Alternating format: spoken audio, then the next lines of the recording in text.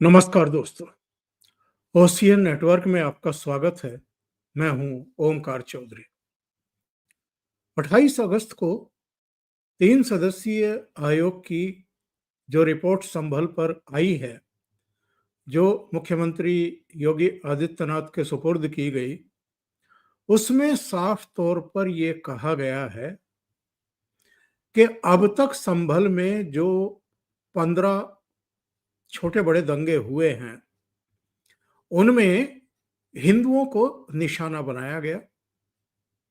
ऐसी स्थितियां परिस्थितियां, एक ऐसा दहशत का माहौल पैदा किया गया जिससे हिंदू वहां से पलायन के लिए मजबूर हुए।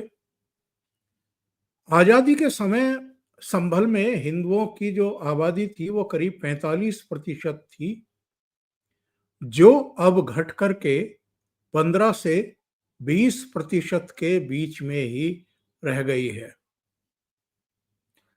24 नवंबर 2024 को संभल में जो उपद्रव हुआ, जब एक सर्वे टीम शाही जामा मस्जिद का, हरिहर मंदिर जिसको कहते हैं, उसका सर्वे करने के लिए पहुंची, तब साजिश करके वहां पर भीड़ को इकट्ठा किया गया। आयोग की इस रिपोर्ट में कहा गया है कि ये भीड़ बड़े पैमाने पर बाहर से बुलाई गई थी और एक बहुत बड़ी साजिश एक्चुअल में की गई थी। ये गुंडे थे। इसके अलावा इस रिपोर्ट में यह भी कहा गया है कि समाजवादी पार्टी के जो सांसद हैं, जियाउर रहमान बर्क, इस दंगा फसाद के शुरू होने से 2-3 दिन पहले उन्होंने जामा मस्जिद पर पहुंच करके एक भड़काऊ भाषण दिया था। और उस भाषण का ही नतीजा है कि जब सर्वे टीम पहुंची तो उस पर अटैक किया गया और वहां पर दंगा भड़काने की पूरी पूरी साजिश की गई। ये अलग बात है कि उसमें पुलिस और जो उपद्रवी थे उन्हीं के बीच में ये एक तरीके की झड़प हुई, संघर्ष हुआ। लेकिन योगी आदित्यनाथ थे प्रतापगढ़ में और रिपोर्ट आने के दूसरे दिन उनका ये बयान आया है। उन्होंने कहा है कि संभल हो या दूसरी जगह हो, अगर किसी ने भी डेमोग्राफी चेंज करने की कोशिश की तो उसे ही पलायन करना होगा। न केवल वहां से बल्कि प्रदेश से भी पलायन करना होगा। ये बहुत हार्ड बयान है और हम पहले से ही कहते रहे हैं कि 2027 का जो विधानसभा चुनाव होगा, उसमें संभल की जो ये घटना है या लगातार घटनाएं हैं, और जिस तरीके से अब तीर्थ स्थलों की खोज करके उनको पुनर्स्थापित और पुनर्प्रतिष्ठापित किया जा रहा है, तो संभल भी एक बड़ा मुद्दा होने वाली है। योगी आदित्यनाथ का जो बयान आया है, जो चेतावनी आई है, इसको समझने की जरूरत है। मेरे साथ जुड़ रहे हैं वरिष्ठ पत्रकार वीरेंद्र नाथ भट्ट, तो उनको जोड़ करके चर्चा को आगे बढ़ाएंगे। वीरेंद्र जी, नमस्कार। नमस्कार। वीरेंद्र जी, योगी आदित्यनाथ का जो बयान आया है कि अगर किसी ने प्रदेश में कहीं भी डेमोग्राफी चेंज करने की कोशिश की, पहली बात, हम ऐसा होने नहीं देंगे, और जो लोग ऐसा करने के लिए कोशिश भी करेंगे उनको खुद पलायन करना होगा। यहाँ तक कि ऐसे लोगों को प्रदेश भी छोड़ना होगा। ये कितना सख्त बयान है, कितनी बड़ी चेतावनी है, और ऐसा योगी आदित्यनाथ को बयान क्यों देना पड़ा, चेतावनी क्यों देनी पड़ी? ये केवल एक बयान नहीं है। मुख्यमंत्री समाज के सामने, हिंदुओं के सामने आने वाली क्या चुनौती है उसका खाका लोगों के सामने रख रहे हैं। लोगों को चाहिए कि वो उसका अपने हित को, अपने भविष्य को देखते हुए उसका अर्थ निकालें। आपको याद होगा कि नवंबर 2024 में संभल में हिंसा के बाद पूरे प्रदेश में जहां-जहां पिछले 20 सालों में खासकर समाजवादी पार्टी की सरकार में दंगे हुए थे और किन-किन इलाकों में पलायन हुआ था, कहाँ मंदिर बंद हो गए, ऐसी कई घटनाएँ प्रकाश में आई थी, मुज़फ्फरनगर में, बुलंदशहर में और कानपुर में। ये 3 शहर मुझे याद हैं, वैसे संख्या अधिक थी। और ये कहा गया था कि साहब यहाँ पे मंदिर बंद और अलीगढ़ में तो हिंदुओं दंगे की वजह से हिंदुओं का पलायन हो गया था और वहाँ पे मंदिरों पे को या तो ढक दिया गया था या उनके ऊपर दीवार खड़ी कर दी गई थी या कुछ करके उसके ऊपर अवैध कब्जा कर लिया गया था। तो ऐसे तमाम मंदिर आज़ाद हुए थे। लेकिन ये डेमोग्राफी चेंज की जो चुनौती है, ये बहुत बड़ी चुनौती है। मेरठ में तमाम कस्बे ऐसे हैं कौन-सा मेरठ है, हापुड़ है, मुज़फ्फरनगर है, शामली है, सहारनपुर है, बिजनौर है, अमरोहा है, मुरादाबाद है, संभल है, बरेली है, बदायूं है। ये छोटे-छोटे जो जो तमाम कस्बे हैं, जो नगर पंचायत हैं या नगर पालिका हैं, ये समस्या है। और इसके लिए एक एक एक निश्चित तौर पे एक बहुत दीर्घकालिक सोच की ज़रूरत है, कैसे किया जाए और ये समस्या केवल उत्तर प्रदेश में नहीं है, ये समस्या बिहार में है दिल्ली में समस्या है ये, जबकि 11 साल से दिल्ली में प्राइम मिनिस्टर नरेंद्र मोदी हैं और अब तो दिल्ली की राज्य की सरकार भी बीजेपी की है 25 फरवरी से। तो ये समस्या केवल ये सामने समस्या आ गई है, वही बहुत बड़ी बात है चूँकि सरकार बीजेपी की है। बीजेपी के अलावा कोई अन्य दल इसके बारे में ज़बान नहीं खोलेगा। यहाँ तक कि जो बीजेपी के गठबंधन सहयोगी हैं, जो एलाइज़ हैं यूपी में, अपना दल है या सुहेलदेव समाज पार्टी है या राष्ट्रीय लोक दल है या निषाद पार्टी है, 4 पार्टियाँ हैं और जो अन्य पार्टियाँ हैं केंद्र में, वो मुँह नहीं खोलेंगी क्योंकि भारत में मुसलमानों की गुंडागर्दी की आरती उतारना ही सेकुलरिज़्म है। और मैं आपको एक पुरानी बात याद दिलाता हूँ 50 के दशक में जब गोविंद बल्लभ पंत यूपी के मुख्यमंत्री थे, उस समय नेहरू ने राज्य पुनर्गठन आयोग गठित किया था, स्टेट रिऑर्गनाइजेशन कमीशन। उस समय ये प्रस्ताव आया था गढ़वाल और कुमायूँ से कि साहब जो है पहाड़ के इलाकों को अलग कर दिया जाए, एक अलग राज्य बना दिया जाए। तब पंत जी ने वो स्वयं कुमायूँ से थे, पहाड़ी थे, उन्होंने यूपी के बँटवारे का इस आधार पे विरोध किया था कि कुमायूँ और गढ़वाल 100% हिंदू आबादी का इलाका है। अगर 100% आबादी का हिंदू इलाका अलग करके एक नया राज्य बना दिया जाएगा, तो उस समय केवल 2 ही मंडल थे पश्चिम में, बरेली मंडल और मेरठ मंडल। ये तो बाद में बने हैं, आपका मुरादाबाद और सहारनपुर। ये इन 2 मंडलों में एक नए पाकिस्तान के निर्माण को रोका नहीं जा सकेगा। आज आज़ादी के 70-75 78 इयर्स के बाद ये बात सामने दिखाई पड़ रही है। आप पता करिए मेरठ मंडल में, सहारनपुर मंडल में, मुरादाबाद मंडल में कितनी विधानसभा सीटें हैं जहाँ मुसलमानों की वोट का शेयर 45 से 40 से 50% हो गया है। आज हो गया है ना सहारनपुर में और कुछ तो लोकसभा की सीटें हैं जैसे कि सहारनपुर है, नगीना है और बिजनौर है। यहाँ पर भी मुस्लिम आबादी का शेयर 40-45 और 50% हो गया है। तो ये समस्या केवल हिंदू-मुस्लिम के स्थायी झगड़े की नहीं है, ये समस्या हमारे और एक बहुत बड़े जनसंख्या एक्सपर्ट ने कहा है डेमोग्राफी एक्सपर्ट ने कि डेमोग्राफी इज़ डेस्टिनी। जिस इलाके में जिस आबादी का बहुमत होगा, वही उस क्षेत्र का भविष्य होगा। जैसे कि पश्चिम बंगाल के 4-5 जिलों में मुस्लिम आबादी जो है 60% 70% तक हो गई है। और यही असम में हुआ, वहाँ पे आबादी 90% हो गई है धुबरी जिले में, ज जो कि लगभग 0 थी 1947 में। तो अब न 90% आबादी को आप बाहर नहीं निकाल सकते। तो योगी जी का बयान केवल लोगों को चेताया है उन्होंने, वो आने वाले 100 साल मुख्यमंत्री नहीं रहेंगे, योगी जी।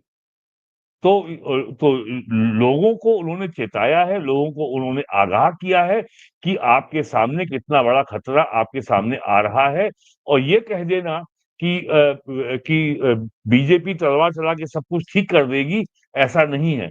भारतीय जनता पार्टी की सरकार जो भी करेगी जो कि भारत के संविधान के दायरे में आता होगा, जो संविधान सम्मत होगा, जो लीगली जुडिशियली टेनेबल होगा वही करेगी। कोई चमत्कार नहीं कर सकती भारतीय जनता पार्टी या योगी आदित्यनाथ। तो ये लोगों को समझना चाहिए कि ये जो खतरा हमारे सामने है वो कितना गंभीर है, उसकी भयावहता क्या है, और अगर वो अगर समझेंगे तो 24 घंटा जो हम लोग जाति के ओलंपिक में उलझे रहते हैं ना, कि तू तू तू अगड़ा है, तू पिछड़ा है और तू दलित है, और गाजियाबाद में लोग जो आपका आपस में उलझे रहते हैं, राजा मिहिर भोज गुर्जर थे कि राजपूत थे, वो इसी में उलझे रहते हैं, उनको इसी में बड़ा आनंद आता है। तो ये सब जो अपने पाँव पे कुल्हाड़ने वाली जो हमारी राजनीति है और जो हमारा पब्लिक डिस्कोर्स है, जहाँ एक बात बहुत साफ है, क्रिश्चियनिटी और इस्लाम, इनका शत्रु बहुत बड़ा स्पष्ट है। क्रिश्चियनिटी और इस्लाम 2 ये मानते हैं कि उन्हीं का मज़हब सच्चा मज़हब है, और जो उनके मज़हब में विश्वास नहीं करता, वो एक झूठे मज़हब को मानता है। और क्रिश्चियनिटी साफ कहती है कि ये हिंदू जो है ये दे आर वर्शिपिंग डेविल्स, ये डेविल वर्शिपर हैं, ये डेथ के उपासक हैं। यही इस्लाम मानता है कि कोई नहीं अल्लाह के सिवा, इस्लाम अकेला सच्चा मज़हब है, और जो इसको नहीं मानते वो काफिर हैं। हिंदुओं में सबसे अच्छी बात ये है, सबसे नायाब बात है, अच्छी क्या बड़ी अजीबोगरीब बात ये है कि हमने अपना वर्ग शत्रु अपने ही समाज में खोज रखा है। जो अपर कास्ट है वो कहेगा बैकवर्ड हमारे शत्रु हैं, और जो बैकवर्ड है वो कहेगा कि ब्राह्मण हमारे शत्रु हैं, और ये दोनों मिलके कहेंगे कि जो दलित है वो हमारे शत्रु हैं। ये बड़ी शानदार हमारे यहाँ है। और इवन जो जातियां सवर्ण जाति में शामिल हैं, वो भी एक दूसरे को शत्रु मानती हैं, और उनमें भी कंपटीशन होता है कि कौन आगे निकलेगा। जैसे आजकल चल रहा है ब्राह्मणवाद ठाकुरवाद की बातें बहुत हो रही हैं। तो ये जो हमने अपना वर्ग शत्रु अपने ही घर में खोज रखा है, ये भी, इसकी ओर भी योगी जी का इशारा है भाई, कि अपने घर में शत्रु नहीं है, शत्रु बाहर है। और डेमोग्राफी अगर बदल रही है, और अगर किसी इलाके में हिंदू अल्पसंख्यक हो जाएंगे, तो लड़कियों का, बेटियों बहुओं का घर से निकलना मुश्किल हो जाएगा। और जिहादी ये नहीं पूछेंगे कि तुम किस जात की हो, सवर्ण हो कि बैकवर्ड हो कि दलित हो। तो इस बात की ओर इशारा है योगी जी का कि हम हमारी जो सामाजिक एकता है वो किसी के विरुद्ध नहीं है। हमें किसी से युद्ध नहीं लड़ना है, हमें किसी को समाप्त नहीं करना है, हमें केवल अपनी सुरक्षा करनी है, और अपने आने वाली पीढ़ियों का जो भविष्य है उसको सुरक्षित करना है। यही बात योगी जी कह रहे हैं और कुछ नहीं कह रहे। अब म्यूट हो गया आपका। में आज के न्यूज़पेपर में और कल के विजुअल मीडिया और सोशल मीडिया रंगे हुए थे। संबल में 24 में वहां पर जिस प्रकार का दंगा करने की एक साजिश हुई थी, उस दंगों की साजिश का कल जो कमीशन, न्यायिक कमीशन बना था, न्यायिक कमीशन ने अपनी रिपोर्ट दी है, और न्यायिक कमीशन की उस रिपोर्ट के कुछ अंश सामने आए हैं। कैसे समाजवादी पार्टी और कांग्रेस के समय में चुन चुन करके हिंदुओं को निशाना बनाया जाता था, कैसे उनकी डेमोग्राफी को, उनकी जनसांख्यिकी को कम करके लगातार उन पर अत्याचार करवाए जाते थे, कैसे दंगे करवा करके हिंदू विहीन कर दिया जाता था क्षेत्रों को। लेकिन आज ये डबल इंजन की सरकार है, डेमोग्राफी को भी नहीं बदलने देगी, और जो भी डेमोग्राफी को बदलने का दुस्साहस करेगा उसको स्वयं पलायन करने के लिए मजबूर होना पड़ेगा। क्योंकि अब बिना भेदभाव के शासन की योजना का लाभ हर नागरिक को प्राप्त हो रहा है। अब तुष्टीकरण नहीं, संतुष्टीकरण के माध्यम से सशक्तिकरण की तरफ हम लोग आगे बढ़ रहे हैं। पिछले 8 वर्ष में 6 करोड़ लोगों को गरीबी रेखा से उभारने में मदद मिली। योगी आदित्यनाथ का ये एक छोटा सा अंश था भाषण का, वो मैंने सुनवाया है दर्शकों को, जो उन्होंने कहा है कि अच्छा, इस रिपोर्ट के हवाले से कुछ जानकारियां आ रही हैं। जानकारी ये मिल रही है कि संभल हिंसा पूर्व नियोजित थी। 2 दिन पहले ये खुद उस मस्जिद में पहुंचे थे समाजवादी पार्टी के सांसद जियाउर रहमान बर्क, वहां लोगों को इन्होंने भड़काया था और इन्होंने यहां तक कहा था कि हम मालिक हैं, हमें कौन जो है यहां से निकाल सकता है। और ये जो मस्जिद है, ये हम पुलिस प्रशासन से दबने वाले थोड़े ही हैं। अरे हम इस देश के मालिक हैं, नौकर गुलाम नहीं हैं। और मैं खुलेआम कह रहा हूं कि मस्जिद थी, मस्जिद है, इंशाअल्लाह मस्जिद रहेगी कयामत तक। जिस तरह अयोध्या में हमारी मस्जिद ले ली गई, वैसा यहां नहीं होने देंगे। इस रिपोर्ट में यह भी जानकारी मिली है कि गुंडे बुलाए गए थे बाहर के और पूरी प्लानिंग के साथ ही ये सब किया गया है। जाहिर है वीरेंद्र जी, समाजवादी पार्टी के सांसद पर कई तरह की मुसीबत ऑलरेडी आ चुकी हैं, जिनमें वो फंस चुके हैं और इस रिपोर्ट के बाद तो कार्रवाई होनी तय ही है, देर सवेर होगी। और क्या मुसीबतें इनकी बढ़ने वाली हैं अब। देखिए ऐसा है, ये इस रिपोर्ट में क्या कहा गया है और समाजवादी पार्टी के सांसद क्या कह रहे हैं, इसका कोई महत्व नहीं है, क्योंकि उनका अपना एजेंडा जो 1500 साल से है कि हमें हर जगह इस्लाम का परचम फहराना है। सांसद रहे चाहे ना रहे, उस एजेंडे पे काम चलता रहेगा, वो एजेंडा रुकने वाला नहीं है। और दुनिया में केवल अकेला एक देश है भारत, जहां पर पिछले 1000 साल में क्रिश्चियनिटी ने, इस्लाम ने और औपनिवेशिक ताकतों के रूप में क्रिश्चियनिटी ने, अंग्रेजों ने, फ्रेंच ने, पोर्टुगीज ने और डेनमार्क ने हमला किया। यहाँ पे लंबे समय तक शासन किया। अंग्रेजों का शासन जो है यहाँ पे 1857 से लेके 1947 तक तो पूरा रहा, लेकिन वो 18th सेंचुरी में आ गए थे बंगाल में और मद्रास में। तो ये आज भी चर्च आज भी इस बारे में काम कर रही है कि भारत को हमें सबसे बड़ा ईसाई देश बनाना है। इस्लामी ताकतें इस पे काम कर रही हैं कि हमको भारत को सबसे बड़ा इस्लामी मुल्क बनाना है। और वो आज भी इस बात पे अफ़सोस करते हैं कि दुनिया में जहाँ-जहाँ इस्लाम गया 100% हमने कन्वर्ट किया, पूरा वेस्ट एशिया खत्म कर दिया, पूरा सेंट्रल एशिया खत्म कर दिया। अफ़गानिस्तान जो हमारी संस्कृति की का उद्गम स्थल है, जो जो गांधार प्रदेश की बात आती है महाभारत में, आज उसका नाम कांधार है। ईरान खत्म कर दिया, इजिप्ट खत्म कर दिया, नॉर्थ अफ्रीका खत्म कर दिया इस्लाम ने, और क्रिश्चियनिटी ने पूरा यूरोप खत्म कर दिया, पूरा America, south America, north America, Australia और न्यूजीलैंड खत्म कर दिया। तो ये लोग जो हैं और क्रिश्चियनिटी, इस्लाम को कहा जाता है अब्राहमिक रिलीजन, यानी हजरत अब्राहम जो संस्थापक थे। तो अब्राहमिक रिलीजन जो है, ये सिविलाइजेशनल स्नाइपर्स हैं, ये सभ्यता के शिकारी हैं। ये 400 साल इंतजार कर लेंगे, लेकिन ये कहेंगे कि भैया ठीक है, अब तक यहाँ पे कांग्रेस का, जनता पार्टी का, जनता दल का, समाजवादी पार्टी का, बहुजन समाज पार्टी का शासन था यूपी में। इस दौर में जितने हमने जमीन कब्जा की, मस्जिदें बनाई और हमने मज़ारें बनाई, दरगाहें बनाई, मदरसे बनाए, ग्राम समाज की जमीन पे कब्जा किया, शहर की जमीन पे कब्जा किया, सरकारी जमीन पे कब्जा किया, गरीबों को फंसा के हमने इस्लाम में शामिल किया। 2-2 जो है आपके जिहादी पकड़े गए हैं, वो आपका झींगुर जिहादी और एक अभी परसों पकड़ा गया बरेली में। तो ये सब उनका काम चल रहा है।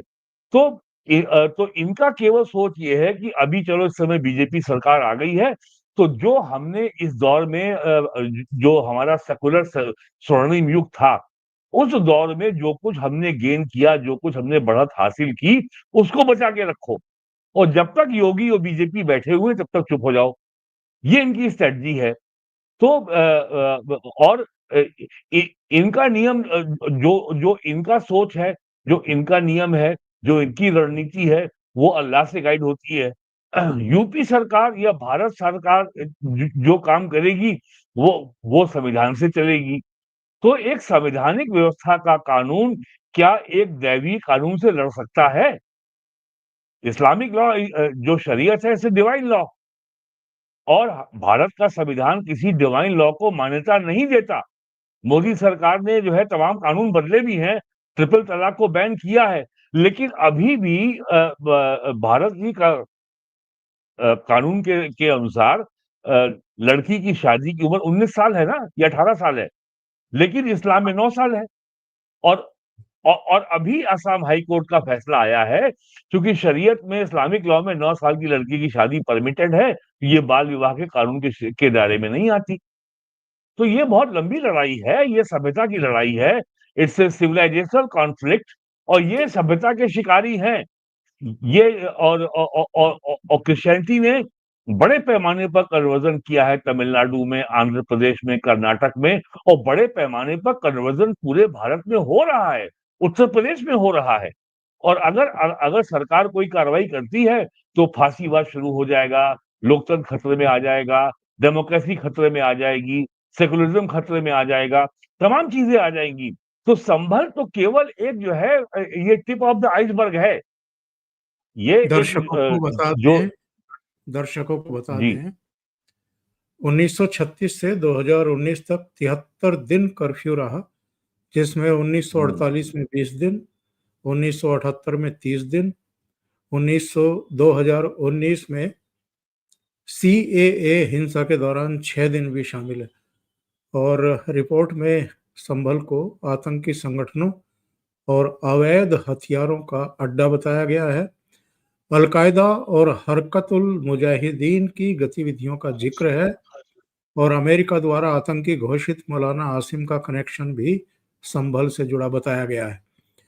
डेमोग्राफी में बड़ा बदलाव हुआ है। आज़ादी के समय 55% मुस्लिम, 45% हिंदू थे। अब हिंदू घट के 15%, मुस्लिम बढ़कर के 85% हो गए हैं। 47 से 2019 तक यहाँ 15 बड़े दंगे हुए, जिनका सबसे ज्यादा असर हिंदू समाज पर हुआ। और 68 तीर्थ स्थल थे यहाँ पर, जिनको या तो मिटाने की कोशिश की गई या दबाने की कोशिश की गई। वीरेंद्र जी, अब उनका पुनरुद्धार किया जा रहा है। योगी जी विधानसभा में कह चुके हैं कि हमें केवल अपना वापस चाहिए, हमें किसी का कुछ नहीं चाहिए। 68 तीर्थ स्थलों में जो सरकार की ओर से पिछला आंकड़ा आया था, 54 तो खोज लिए गए हैं, और 19 कूप थे, वो सारे मिल गए हैं। तो और जो वो 14 जो तीर्थ स्थान थे, वो उसमें कितने मिल गए हैं या कितने में अभी प्रयास जारी है, इसकी जानकारी मेरे पास नहीं है, लेकिन हाँ, संख्या बढ़ी है। और संभल जो वर्तमान नगर है, ये अपने आप में पूरा तीर्थ क्षेत्र है। और यहाँ पे, और ये पिछले 1000 साल से जो है इस्लामी जिहादी हमले की मार झेल रहा है। तैमूर लंग की जो आत्मकथा है, उसमें गाजियाबाद के लोनी और संभल का जिक्र है।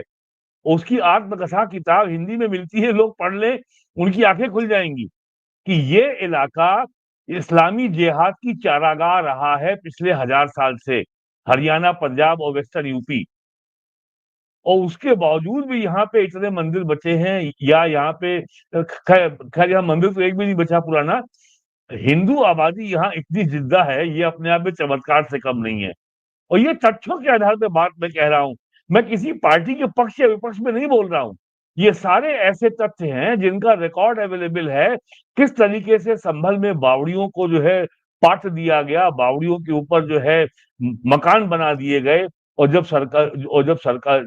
सरकार ने उसकी पड़ताल शुरू की, तो तमाम मकान तोड़े गए, और उन बावड़ियों का पूरा रिकॉर्ड निकल के आया। और उसके ऊपर वहां के स्थानीय मुसलमान और जो उलेमा और मौलाना और सांसद क्या क्या बोले थे, आपको याद होगा। अरे साहब, वो तो उन्होंने बेच दी थी। और एक राजपूत राजा है स्थानीय, वो जो रानी थी, मुझे नाम याद नहीं आ रहा, जो कांग्रेस के जमाने में मिनिस्टर भी रही 80 के दशक में। और वहां पे ये राजपूतों का ही पूरा इलाका था ये। तो ये सब जो वहां हुआ है, तो ये बहुत लंबी और बहुत गंभीर लड़ाई है। ये केवल रीना एक मुख्यमंत्री की लड़ाई रीना नहीं है। कुमारी रीना कुमारी और जी जी उनकी जी जी माता जी जी। जी जी जी जी ये सब उन्हीं का इलाका था पूरा ये। और तो और संभल में तो जो लड़ाई चल रही है, अब आप बताइए कि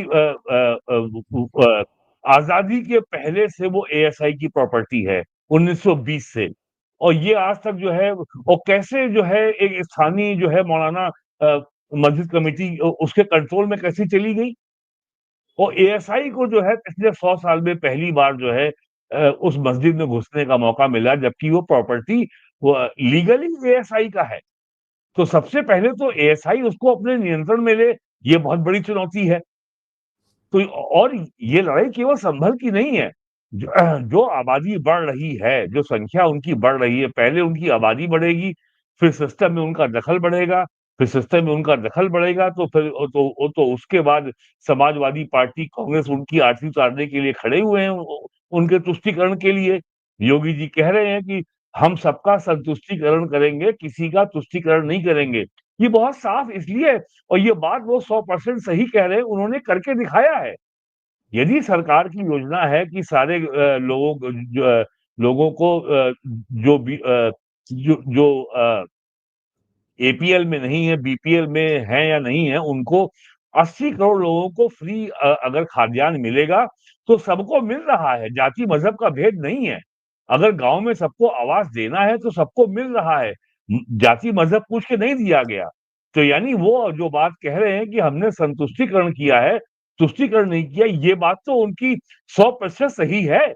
आयुष्मान भारत का जो इंश्योरेंस योजना, हेल्थ इंश्योरेंस योजना है, उसका लाभ तो सबको मिल रहा है। क्या कोई कह सकता है कि मैं मुसलमान हूं, मुझे इसलिए नहीं मिला?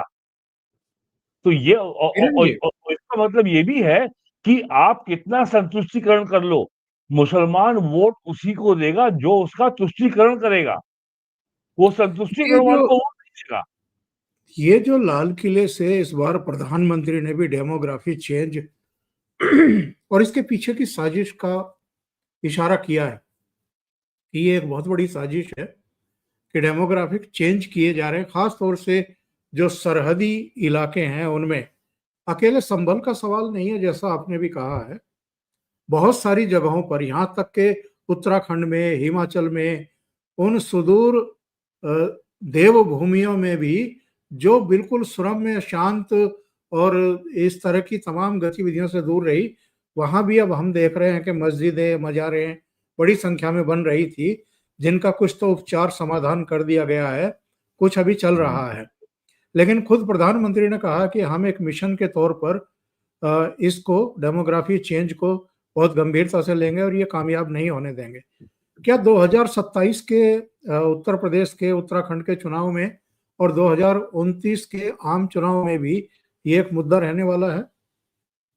बिल्कुल रहने वाला है, क्योंकि 2027 के यूपी विधानसभा चुनाव के पहले सेंसस का काम लगभग पूरा हो जाएगा, और सेंसस के डाटा के आधार पर के साथ साथ डेमोग्राफी मिशन का काम चलेगा। अभी डेमोग्राफिक मिशन के डिटेल्स क्या हैं, उसकी पूरी रूपरेखा क्या होगी, अभी ये सामने आना शेष है। लेकिन जितनी मेरी जानकारी है, जो जो जो 2019 में जो नागरिकता कानून आया था, सीएए, सिटीजनशिप अमेंडमेंट एक्ट, उसके बाद जो एनआरसी होना था, नेशनल रजिस्टर ऑफ सिटीजनशिप, तो ये डेमोग्राफी का जो मिशन सरकार लेके आई है, ये एनआरसी के ही प्रावधानों को और कड़ाई से लागू किया जाएगा। और अगर ये काम केवल नरेंद्र मोदी की सरकार में, बीजेपी की सरकार में ही हो सकता है। ये जो जिहादी गठबंधन है, इंडिया अलायंस, ये कभी नहीं करेगा। ये तो सनातन धर्म को, हिंदू धर्म को नष्ट करने के लिए ही बना है, और ये यही काम कर रहे हैं। और एसआईआर अभी बिहार में सफलतापूर्वक हो गया है।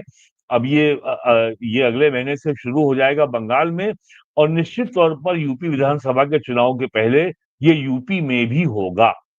अभी बहुत समय है यूपी में, पूरा 2026 पड़ा है, 12 3 15 और 3 18 महीने पूरे भी चुनाव में हैं। जी। बहुत बहुत धन्यवाद वीरेन जी।